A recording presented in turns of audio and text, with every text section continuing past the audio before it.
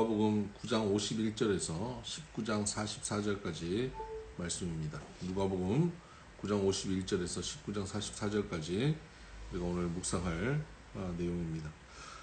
누가복음은 우리가 읽을 때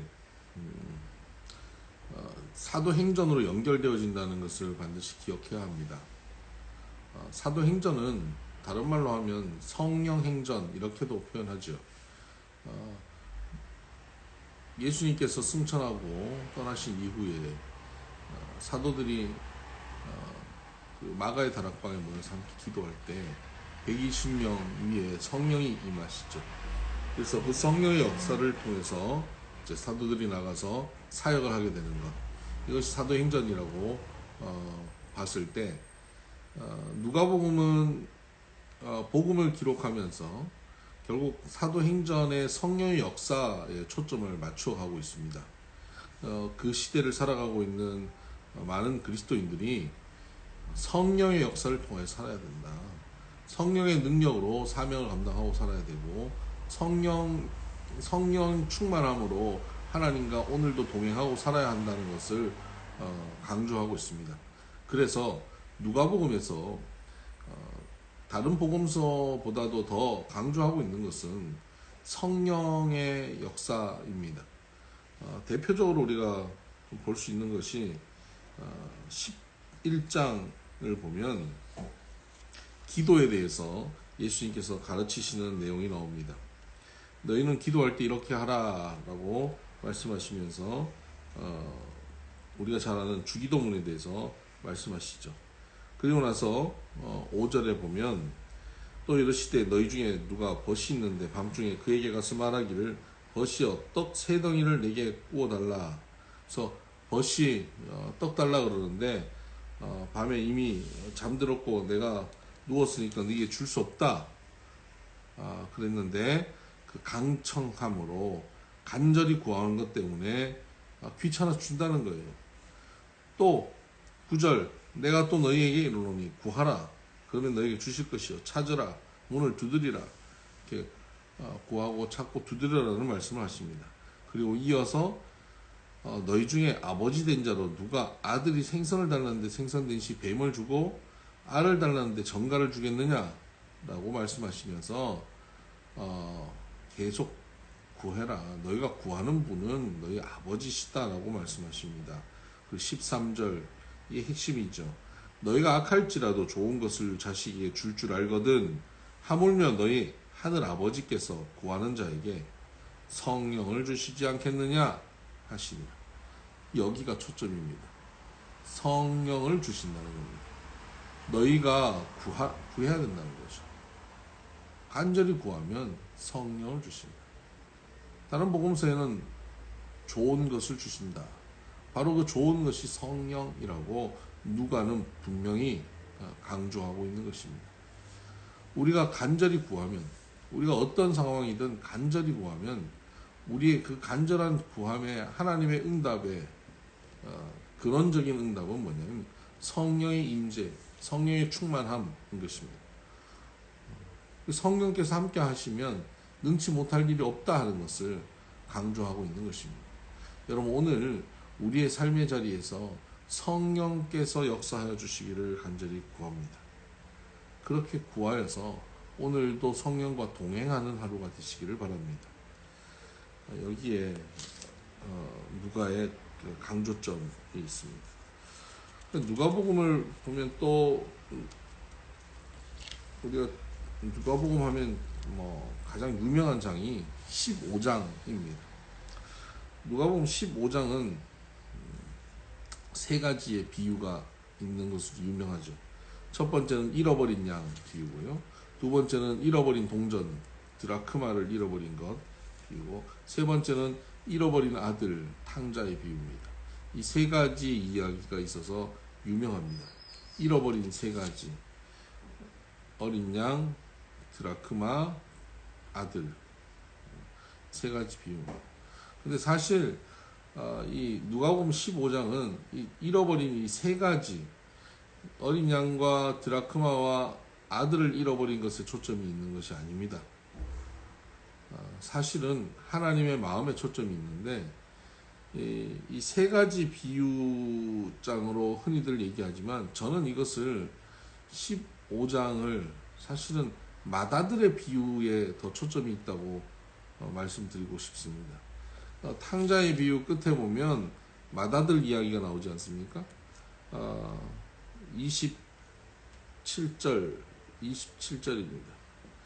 대답하되 당신의 동생이 돌아왔음에 당신의 아버지가 건강한 그를 다시 맞아들이게 됨으로 인하여 살찐 송아지를 잡았나이다 하니 그가 노하여 들어가고자 하지 아니하거늘 아버지가 나와서 권한대 아버지께 대답하여 이르되 내가 여러 해 아버지를 섬겨 명을 어김이 없거늘 내게는 염소 새끼라도 주어 나와 내 벗으로 즐기게 하신 일이 없더니 아버지 살림을 창녀들과 함께 삼켜버린 이 아들이 돌아오며 이를 위하여 살찐 송아지를 잡으셨나이다. 지금 큰아들이 노하고 원망하고 불평하고 있습니다. 자, 15장은 지금 누구에게 들려주시는 메시지인지를 봐야 됩니다. 1절부터 볼까요? 모든 세리와 죄인들이 말씀을 들으러 가까이 나아오니 세리와 죄인들은 어떤 사람들입니까? 잃어버린 사람 같은 존재들입니다. 잃어버린 양, 잃어버린 동전, 잃어버린 아들, 탕자와 같은 존재가 세리와 죄인들이죠. 이들이 말씀을 들으러 나왔어요. 그랬더니 2절 바리새인과 서기관들이 수군거려 이르되 이 사람이 죄인을 영접하고 음식을 같이 먹는다 하더라. 수군거리는 거예요. 비방하는 거예요. 욕하는 겁니다. 잃어버린 양을 찾았는데, 잃어버린 동전을 찾았는데, 잃어버린 아들을 찾았는데 그것으로 기뻐하는 것에 대해서 수군거리고 욕하는 거예요. 자, 잃어버린 아들이 돌아왔어요. 그 잔치를 벌리는데 그것으로 수군거리고 노하고 불만을 표출하는 겁니다. 누굽니까? 맏아들이죠. 여기 맏아들이 누굽니까? 바리새인과 서기관들입니다.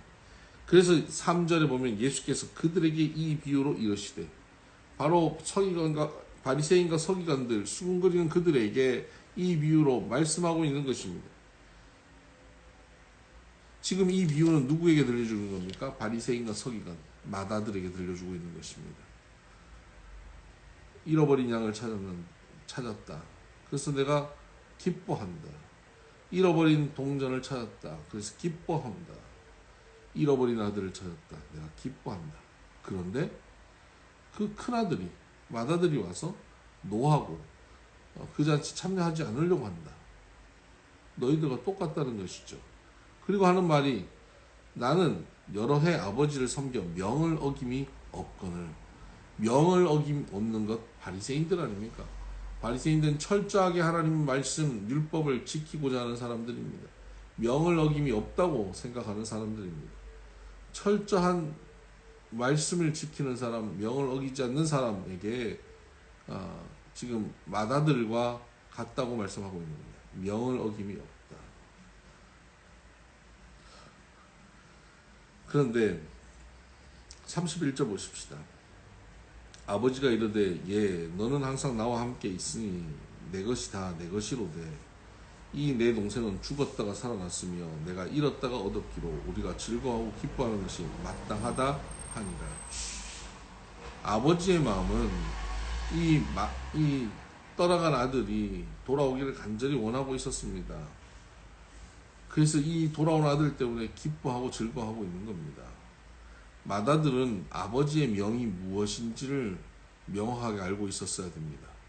사실 아버지의 명은 말은 하지 않으셨지만 날마다 먼 산을 바라보며 떠나간 둘째 아들을 기다렸던 아버지의 명은 무엇이겠습니까? 네 동생 좀 찾아와라 이겁니다. 너 좀 어디 가서 네 동생 좀 잘 있나 좀 돌아보고 올 수 있겠니? 미안해서 말은 못하는데 그것이 아버지의 마음이죠. 그러니까 아버지의 마음을 아는 것, 그리고 그 아버지의 마음을 알아서 반응하는 것, 이것이 맏아들이 해야 하는 일입니다. 구약의 수많은 선지자를 통해서 하나님이 주셨던 말씀, 그 말씀에 대한 이 이스라엘 백성들의 반응이 필요했던 것이죠. 말씀을 문자적으로 실천하는 것이 중요한 것이 아니라 그 말씀을 하신 하나님 아버지의 마음이 무엇인지를 알고 그 마음을 따라 걸어가는 사람이 필요하셨던 것이죠. 그런 사람을 기대하고 있는 겁니다. 오늘 우리도 마찬가지입니다. 우리가 저 종교 활동을 하는 것, 그것이 신앙생활이 아닙니다. 성경을 읽으면서 하나님의 마음을 깊이 알아야 합니다. 오늘 우리가 무슨 일을 하든지 하나님의 마음이 무엇인지 알고 그 마음에 따라 반응하며 살아가야 합니다. 그냥 종교적인 어떤 행위들을 함으로 나는 하나님 열심히 잘 믿었어, 나는 주의 명을 잘 따랐어 라고 착각하고 살아서는 안 된다는 것이죠. 이 상황에 하나님은 어떤 마음이실까, 내가 어떻게 하기를 하나님 원하실까를 계속 질문하고 그 뜻을 구하며 찾아가는 것, 이것이 하나님의 백성다운 모습인 것입니다. 네, 그래서 15장은 마다들의 비유로 마무리하고 있다, 이렇게 해석하는 것이 가장 적절합니다. 네, 그리고 18장에 보면 과부와 재판장 비유가 나옵니다. 억울한 일을 당한 그 과부가 그곳에 하나님을 두려워하지도 않고 사람을 무시하는 재판장에게 가서 억울함을 풀어달라고 구합니다. 그때 그 사람이 이렇게 말합니다. 4절, 18장 4절. 그가 얼마 동안 듣지 아니하다가 후에 속으로 생각하되 내가 하나님을 두려워하지 않고 사람을 무시하나 이 과부가 나를 번거롭게 하니 내가 그 원한을 풀어주리라. 그렇지 않으면 늘 와서 나를 괴롭게 하리라 하였느니라. 자기는 원한 풀어줄 마음이 전혀 없고 하나님을 두려워하지도 않는데 귀찮아서 풀어주겠다는 거예요. 그만큼 이 과부가 귀찮게 할 정도로 끊임없이 찾아와서 구하는 겁니다. 이 비유가 무엇으로 연결되어질까요? 6절, 주께서 또 이르시되 불의한 재판장이 말한 것을 들으라. 하물며 하나님께서 그 밤낮 부르짖는 택하신 자들의 원한을 풀어주지 아니하시겠느냐. 이 재판장, 이 불의한 재판장도 부르짖는 사람의 그 억울함을 풀어주는데 하물며 하나님께서 너희가 밤낮 부르짖는 것을 풀어주지 아니하시겠느냐. 그들에게 오래 참으시겠느냐. 내가 너희에게 이르노니 속히 그 원한을 풀어주시리라. 그러나 인자가 올 때에 세상에서 믿음을 보겠느냐 하십니다. 지금 이 말씀을 듣는 백성들, 이 누가복음 이 말씀을 읽는 백성들이 어떨까요? 박해의 상황 속에서 어려운 가운데 있습니다. 밤낮 부르짖었다고 생각하는데 응답은 없는 겁니다. 그때 이 말씀을 접하는 거예요. 밤낮 부르짖는데 세상은 불의한 재판장으로 내 부르짖음을 들어주지 않는 것 같고 하나님은 멀리 계신 것 같고 하나님은 듣지 않으신 것 같은 그 상황에 이 말씀을 통해서 위로하시는 겁니다. 듣는다. 그리고 원한을 풀어주신다. 그리고 오래 참는 것이 아니다. 속히 그 원한을 풀어주실 것이다 라고 말씀하십니다. 그리고 이어서 하시는 말씀이 그러나 인자가 올 때에 세상에서 믿음을 보겠느냐. 세상에서 믿음을 보겠느냐라고 말씀하십니다. 그렇다면 예수님이 지금 말씀하고 있는 이 믿음은 어디에 무게를 싣고 있는 믿음일까요? 어떤 것을 강조하는 믿음일까요? 네, 낙심하지 않는 것을 얘기하는 겁니다. 지금 불의한 재판장이 있고 억울한 부분이 있는데 그것을 풀 수 없는 상황이 되었을 때 과부처럼 끊임없이 찾아가 구하는 거예요. 이 과부는 불의한 재판장 때문에 이것이 안 풀릴 거라고 마음을 접지 않아요. 끊임없이 구합니다. 끊임없이 구하면 풀어질 것이다라는 그 낙심치 않는 마음, 소망이 있었던 것이죠. 우리에게 하나님께서, 예수님께서 우리에게 기대하는 믿음이 이러한 믿음입니다. 여러분, 상황이 어렵다고 낙심하면 안 됩니다. 불굴의 신앙인이어야 합니다. 소망을 가져야 됩니다. 여러분, 소망을 가지는 것, 이것이 믿음을 가진 사람의 모습입니다. 소망을 가지시기 바랍니다. 어떤 일이 벌어지고 어떤 상황에 있어서 낙심되어지는 순간이 있습니까? 그것이 가장 위험한 순간입니다. 낙심하면 안 됩니다. 소망을 가지고 기도하며 가시길 바랍니다. 그렇게 기도할 때 우리는 예수님을 제대로 알고 하나님을 제대로 알면 우리의 기도가 근원적인 것을 구하는 기도가 됩니다. 예수님께서는 맹인을 고치시는데 맹인이 다윗의 자손 예수의 나를 불쌍히 여기소서 그래요. 그때 예수님께서 그를 데려오라 그럽니다. 그리고는 그에게 말씀하십니다. 18장 41절 내게 무엇을 하여 주기를 원하느냐. 맹인에게 뭐 해주실 거 뻔한 것 아닙니까? 근데 왜 물어보실까요? 뻔하지 않아요. 여러분, 맹인이 평생에 원하는 게 뭘까요? 사람들에게 원하는 게 뭐였습니까? 동전 한 입이에요. 부자로 보이면 보이진 않겠군요. 맹인이 볼 수는 없으니까. 부자처럼 여겨지는 사람에게는 더 많은 것을 원하죠. 더 많은 돈, 그것을 받는 것이 맹인이 원하는 겁니다. 그런데 이 맹인이 뭐라고 말합니까? 주여 보기를 원하나이다. 왜 이렇게 말할 수 있었을까요? 지금 맹인이 길거리에 앉아서 늘 구걸하고 살았던 맹인이 내가 보기를 원합니다라고 사람들에게 얘기했던 적이 있을까요? 아니요, 없어요. 왜 없을까요? 보고 싶지 않아서예요? 아니요. 다른 사람들이 그것을 해줄 능력이 없기 때문이에요. 근데 예수님은 그것을 해주실 분이라는 것을 확신했기 때문에 구하는 겁니다. 여러분, 우리가 하나님께 구할 때 우리의 기도가 어떻습니까? 맹인처럼 그날 바로 그 상황, 눈앞에 있는 문제 해결하는 식의 기도를 우리가 하고 있지는 않습니까? 더 근원적인 것을 구할 수 있어야 합니다. 지금 당장 이 문제를 해결하는 것, 당장 얼마를 주시는 것, 이것보다 더 근원적인 것, 그것을 하나님 앞에 구할 수 있어야 돼요. 왜? 하나님은 바로 그 근원적인 문제를 해결해 주실 분이시기 때문이죠. 눈앞에 있는 문제는 근원적인 문제가 해결되면 더 이상 문제가 되지 않습니다. 지금 당장 눈앞에 여러분 뭔가 해결해야 될 문제가 있어요. 이거 언제까지 해결해 주세요. 이거 해결해 주세요. 이거 채워 주세요. 우리 그렇게 기도할 때 많아요. 그런데 우리 하나님이 만군의 왕이시고 만주의 주시고 창조해 주시고 모든 것을 하실 수 있고 능치 못할 일이 없는 분이시라면 우리의 기도가 좀 달라져도 되지 않겠습니까? 당장 눈앞에 있는 문제를 해결하여 주세요가 아니라 주님, 오늘도 나와 동행하여 주세요. 주님, 오늘 내 삶을 완전히 통치하여 주세요. 주님, 나의 삶을 주님께서 사용하여 주세요. 라고 내 삶을 온전히 그분의 손에 붙잡히고 성령께서 내 삶을 주관하여 달라고 구할 때 하나님께서 내 삶을 주관하시고 통치하시고 걸어가면 눈앞에 있는 문제 바로 그 하나님께서 해결하실 거 뻔하지 않습니까?